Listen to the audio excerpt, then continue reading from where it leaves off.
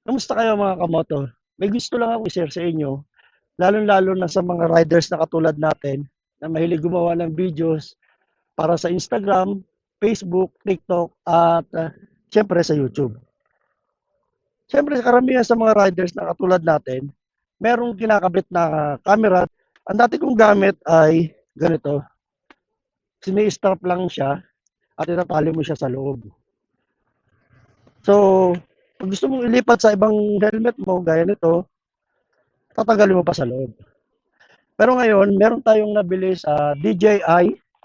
Ito ang helmet chin mount clip na madali mo na siyang matatanggal. Ito siya, tingnan natin. Huwag magulo, wait lang.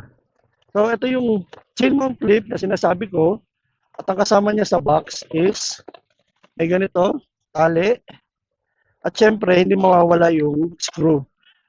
Screw at itong rubber na ididikit mo sa loob ng helmet para mas makapit at ang gulo ng pusa.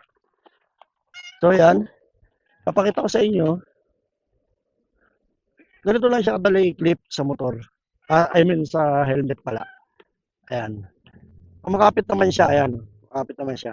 Dito yung kakabit yung action camera nyo na pag gusto nyo tanggalin ng mabilisan, syempre, i-unclip mo lang. Then, saka mo ililipat sa iba pang helmet mo na kung meron ka. O, ganun lang kadali. Huwag ka magulo. Ayan. So, ganun lang siya kadali.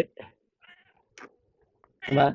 So, madali na para sa atin kung gusto natin ilipat agad yung action camera natin sa ibang helmet natin. And then, ito nga pala ay nagkakahalaga ng 1,079 sa DJI mismo. Yan. Gawa siya ng DJI. So, yun lang mga kamoto. Ride safe. Bakit?